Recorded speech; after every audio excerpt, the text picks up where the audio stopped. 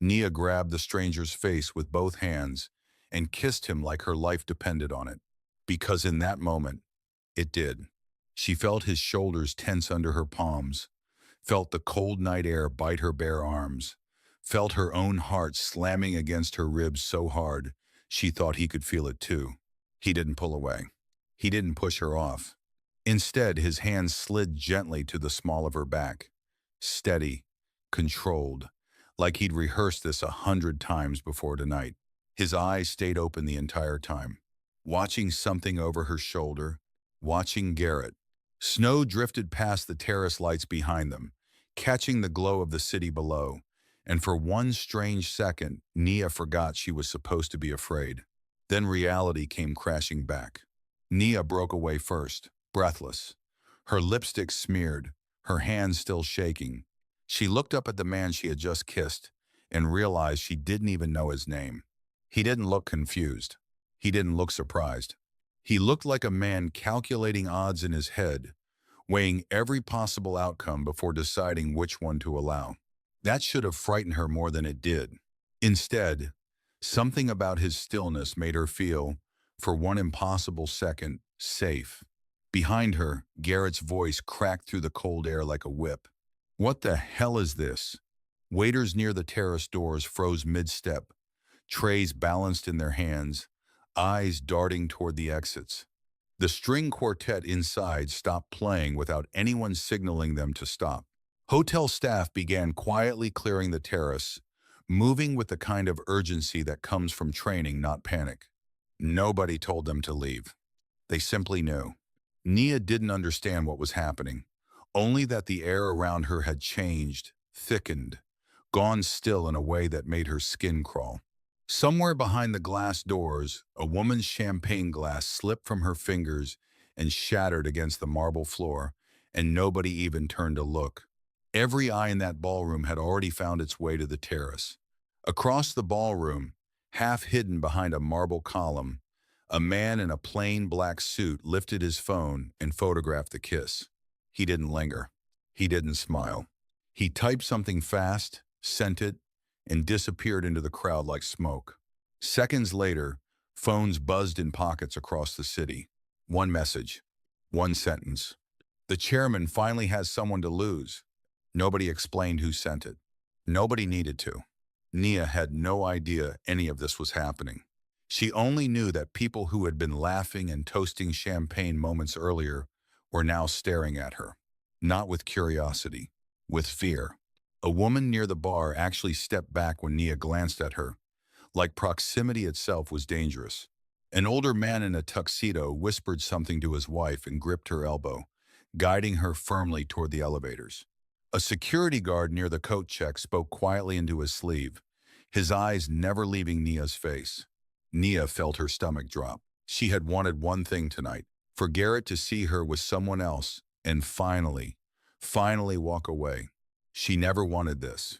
She turned back to the stranger, ready to apologize, ready to explain herself, but the words caught in her throat, because nobody around them said his name. They said, "Sir." They said, "Chairman." A young valet near the terrace door leaned toward another and murmured, "He's here." Like the words themselves carried weight. Even the politicians drifting toward the exits wouldn't meet his eyes. One judge, Nia recognized from the local news, turned his back entirely and walked briskly toward the parking garage, not even bothering to grab his coat. Whoever this man was, he wasn't just wealthy. He was something else entirely. Garrett stormed closer, his face red, his hands balled into fists. But something made him stop 3 feet away. The stranger hadn't raised his voice, hadn't moved. He simply looked at Garrett's wrist, at the watch catching the terrace lights, and something behind his eyes shifted.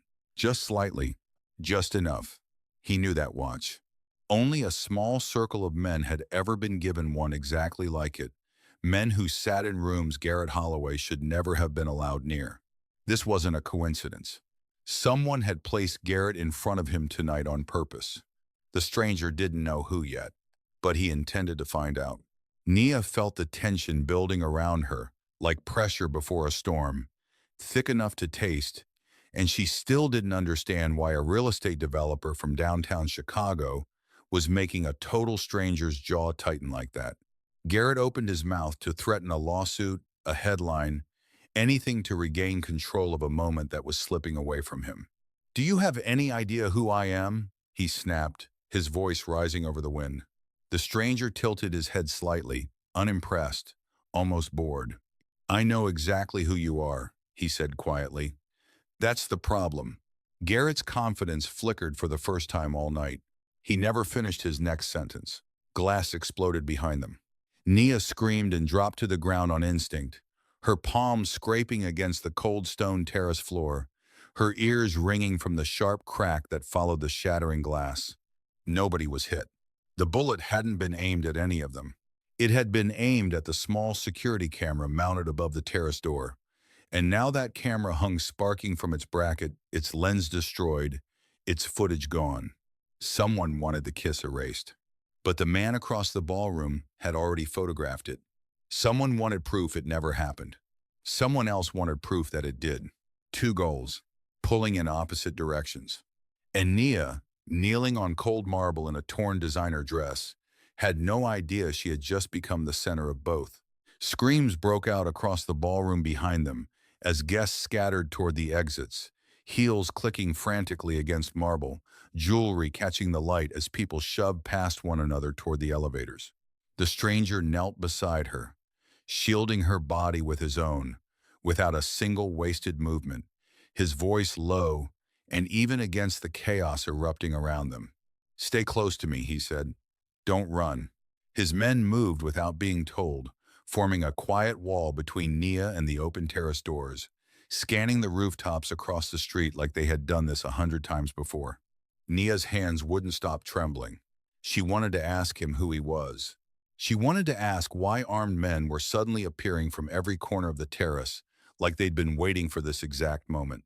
She wanted to ask why her simple, desperate plan to escape Garrett had somehow dropped her into the middle of something far bigger and far more dangerous than one bad relationship. Instead, she asked the only question that mattered. "Who are you?" He didn't answer. Not yet. Somewhere across that terrace, in the confusion of shattered glass and screaming guests, someone had gotten exactly what they wanted from that kiss. What would you have done in Nia's place? Tell us in the comments. The only question left was who. Before we continue, we'd love to know where you're watching from today. Drop your city and state or your country in the comments below. If you're enjoying the story so far, please take a moment to like this video, share it with someone who loves gripping storytelling, and subscribe so you don't miss what happens next. Trust me, the biggest twists are still ahead. The SUV hadn't gone 3 blocks before Nia noticed the same black sedan holding steady 2 cars back, matching every turn. "We're being followed," she said. Dae-hyun didn't turn around. "I know. Since the parking garage. And you're just sitting there?" "Watching how they follow tells me who sent them." His eyes stayed fixed on the side mirror. "Amateurs get close. Professionals stay far enough back to lose you on purpose, so you feel safe." The sedan dropped back at the next light, then vanished down a side street. "That's not comforting," Nia said. "It's information," Dae-hyun said. "They wanted us to see them, which means the message wasn't for me. It was for you." Nia's stomach tightened. She hadn't asked for any of this, not the kiss, not the bodyguards, not a stranger who somehow knew more about her ex-boyfriend's finances than she did. She reached for the door handle at the next stoplight. "Let me out here." "Nia, I mean it. I'll call a cab. I'll walk. I don't care." Her hand found the lever. The man in the gray suit spoke without looking up from his laptop. "There's a unit parked half a block from your apartment. Been there since 11 tonight." Nia froze. "What kind of unit?" "Not police," Dae-hyun said quietly. "If you go home right now, you won't make it to your front door alone." She sat with that for a long moment, her hand still on the door, torn between 2 kinds of trapped. Then, slowly, she let go of the handle. "This isn't me trusting you," she said. "I didn't ask you to."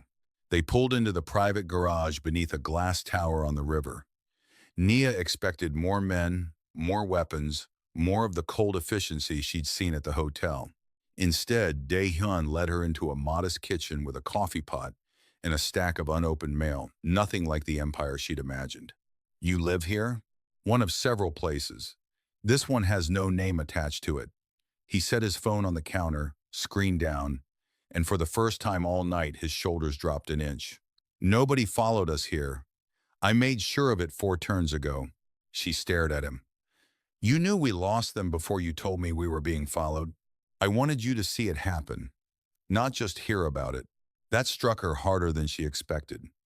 Garrett had spent 3 years narrating the world to her, telling her what was true, what she should feel, what she owed him. Dae-hyun had just shown her instead and let her draw her own conclusion. A knock came at the door. Sharp, urgent, 3 times. Dae-hyun moved in front of Nia without seeming to think about it, one hand raised toward the man in gray, who was already reaching inside his jacket. The door opened on its own hinge, unlocked. Someone already inside the frame. It was one of the guards from the hotel, breathing hard, blood on his sleeve that wasn't his own. Garrett's car, he said. We found it 2 blocks from the hotel. Engine running. Door open. And Garrett? Nia asked. Gone. But there's something you need to see. He held out a phone. On the screen, a photograph, the kiss. The exact second her hands touched Dae-hyun's face, his eyes open, watching over her shoulder. Underneath it, 3 words. Move to complete. Nia's own phone buzzed in her purse at the same instant. The same photo, the same caption. Sent to her directly this time. Someone wants me to know they're watching, she said, her voice thin. Dae-hyun took both phones, studying them side by side, his jaw tightening. This wasn't sent from Garrett's number. Then who? He didn't answer right away. He walked to the window, looking down at the street 4 floors below, and Nia watched something shift behind his eyes, not fear, calculation. The photo was taken by a man near the ballroom column, he said slowly. The message went out in under 90 seconds. That's not a jealous ex acting alone. That's coordination. Someone timed the kiss, the photographer, and the shooter to all happen within the same 10 seconds. You're saying Garrett didn't plan this.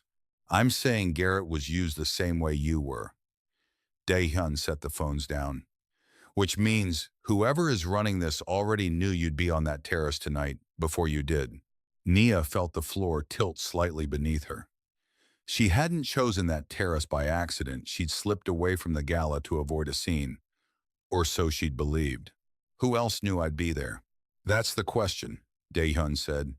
And I intend to find out before they make their next move. The lights in the kitchen flickered once, then steadied. Nobody in the room breathed for a second. Building's backup generator, the man in gray said, though his hand hadn't left his jacket. Probably nothing. Dae-hyun crossed to the counter, picked up a small radio unit, and spoke a single word in Korean. A voice crackled back immediately. Tense. Someone cut power to the west stairwell, Dae-hyun said, translating for her without being asked. 2 floors down. That's not probably nothing, Nia said. No, he agreed. It isn't. He moved toward the hallway closet, pulling out a second radio, and for the first time Nia saw the version of him the whole city seemed to fear, not louder, not angrier, just faster, sharper, every motion stripped of anything wasted. Stay in the kitchen, he told her, away from the windows. And if whoever's in that stairwell gets past your men, he paused at the door just long enough to look back at her. Then you'll see exactly how far I'll go to make sure that doesn't happen. The radio in his hand crackled again, this time with a single word that made the man in gray go pale. Breach. The lights went out completely. Darkness swallowed the kitchen for exactly 4 seconds before the emergency lighting kicked on, casting the room in a dim amber glow. Nia pressed herself against the counter, heart slamming, and heard boots moving fast down the hallway, outside, not toward her, past her, toward the stairwell. Dae-hyun's voice came low through the radio static. Hold the east corridor. Nobody reaches the kitchen. 3 tense minutes passed in silence before he stepped back through the door, unhurt, his tie gone, one sleeve torn at the cuff. Behind him, two of his men escorted a third man in a maintenance uniform that didn't match the building's real staff, hands bound, face bloodied. He came in through the utility access, Dae-hyun said. Alone, which tells me this wasn't an attack, it was a message.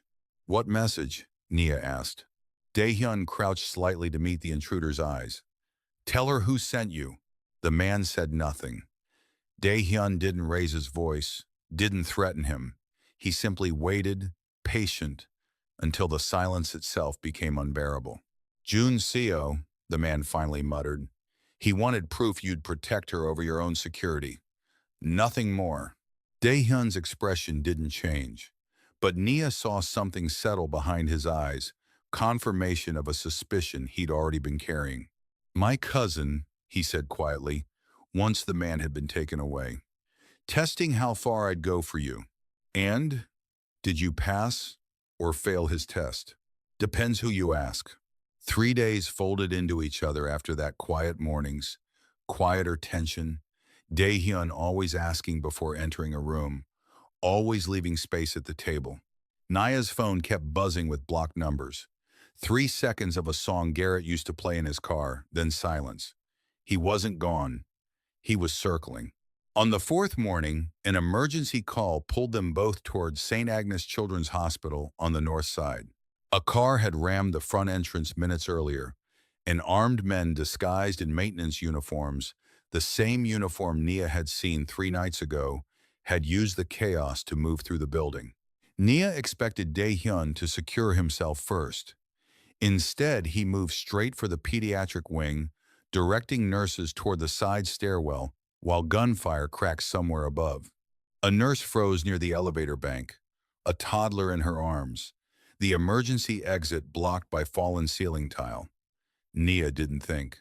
She grabbed a laundry cart, wedged it against the debris, and cleared enough space for the nurse to pass through, her hands shaking, her breath ragged, glass biting into her palm as she shoved the last panel aside. Go, she said. I've got the door. She held the stairwell open for 6 more children before Dae-hyun found her there, blood on his knuckles, a 6-year-old boy asleep against his shoulder from shock rather than injury. You should have stayed in the car, he said. You should have expected I wouldn't. Something passed between them, then not romance, not yet, but recognition. He saw, for the first time, that she wasn't someone who needed protecting from every decision. She saw a man who ran toward danger for strangers' children, with no camera, no audience, nothing to gain. Only after the last child was clear did Dae-hyun turn to face the 2 gunmen still inside, and the confrontation that followed lasted less than a minute. Nia didn't see the end of it. She heard it controlled, precise, over almost before it began. That night, back at the safe house, she finally asked the question that had followed her since the terrace. Why did you look at Garrett's watch like that? Dae-hyun set down his glass. 12 years ago, only 12 men were given a watch exactly like his. Men inside a financial network my father built. Garrett should never have owned one, meaning someone gave it to him.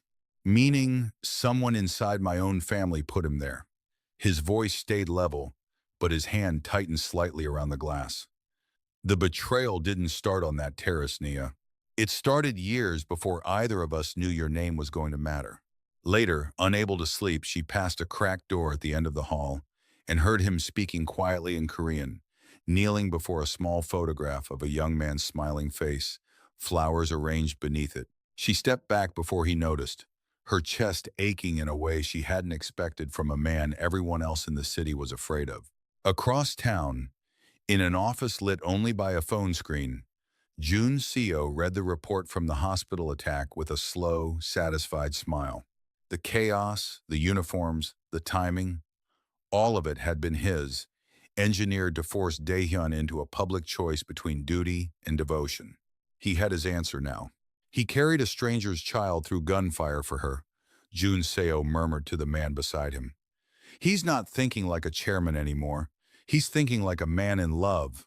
He set the phone down, already dialing the next number on his list. Move 3, he said. Bring me Garrett Holloway. Alive. He's about to become useful again.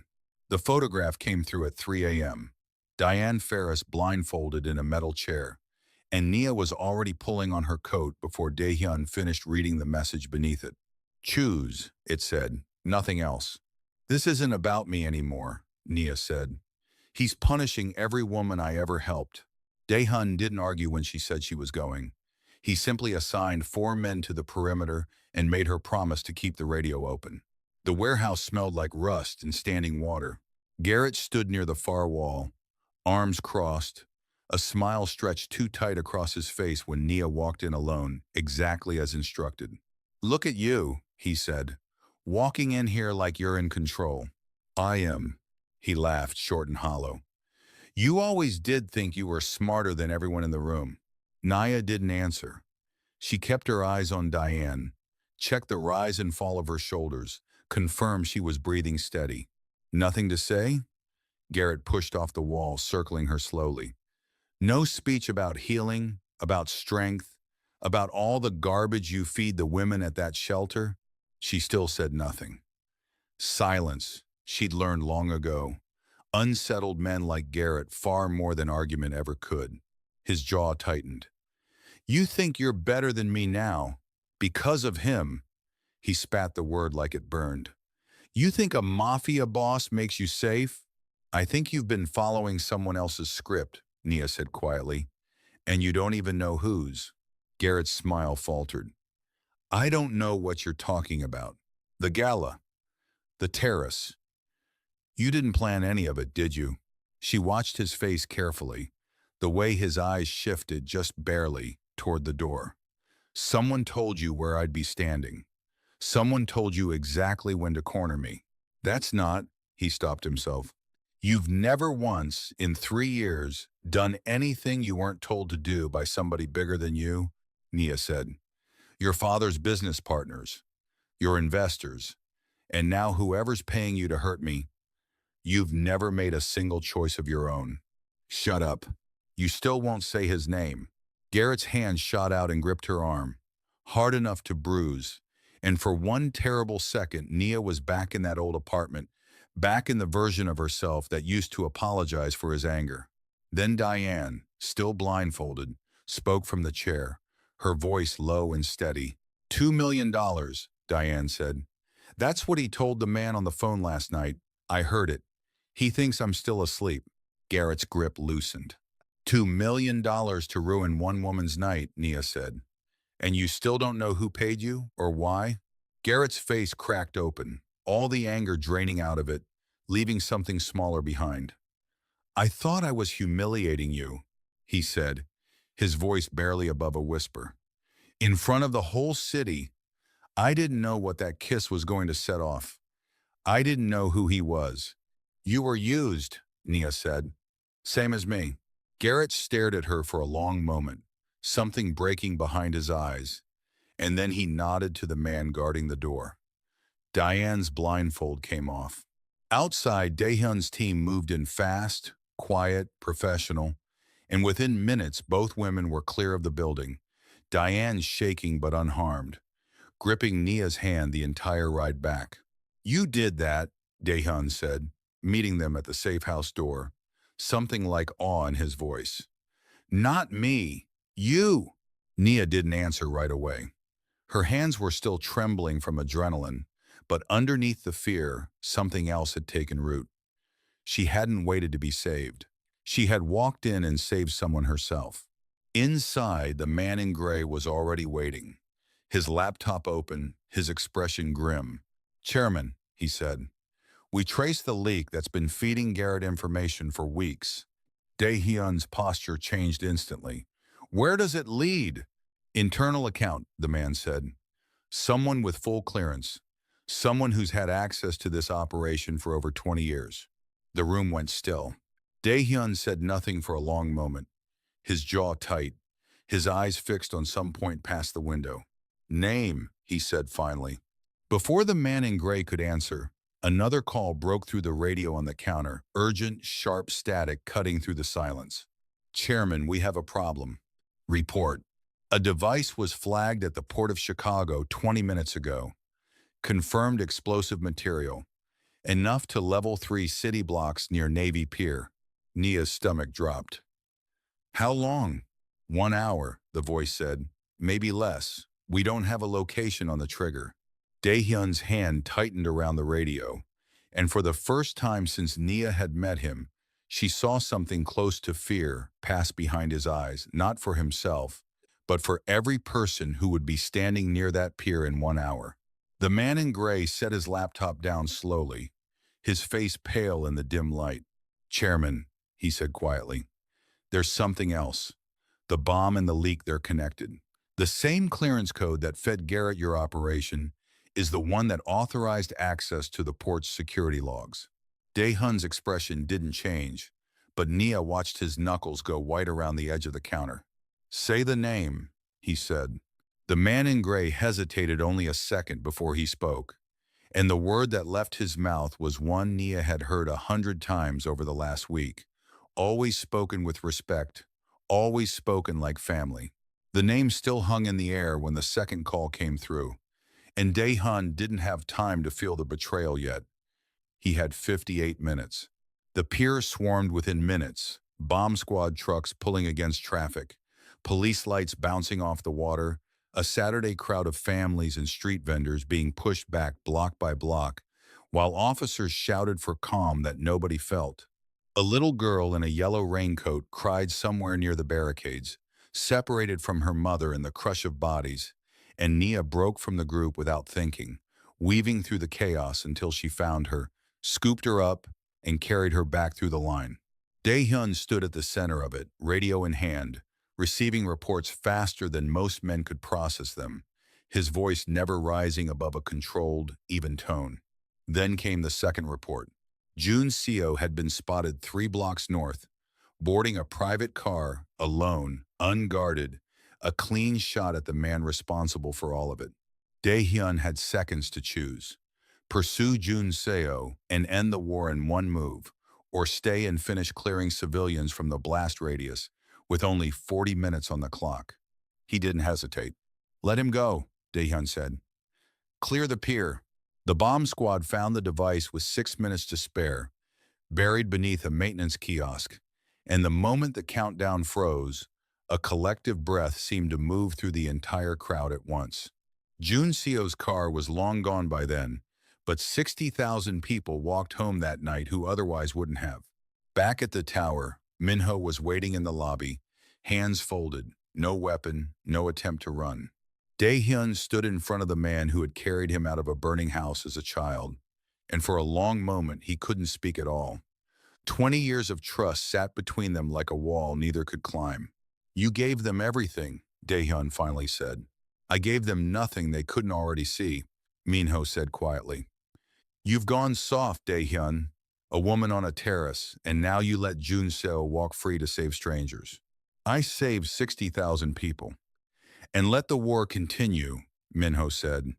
"I did this because I believe in what your father built, not for money, because compassion is a debt that always comes due." Daehyun studied the man who had raised him in every way that mattered, and found no anger left in himself, only grief. Miles away, in an alley behind a burned-out warehouse, Garrett found Jun Seo waiting with 2 armed men, a bullet already meant for Nia the moment she arrived to negotiate a truce Garrett himself had arranged. For the first time in 3 years, Garrett didn't think of himself first. He stepped between them, took the shot meant for someone he had once claimed to love, and fell before Daehyun's men reached the alley.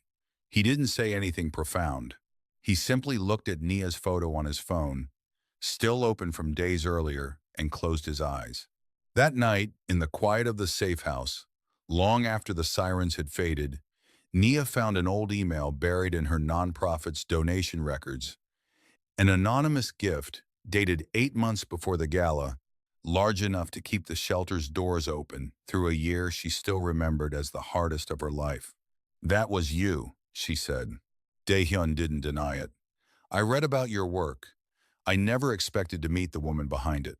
Nia sat beside him, close enough that their shoulders touched, and reached for his hand, bruised and bandaged from the day's chaos. He hesitated only a moment before letting her hold it.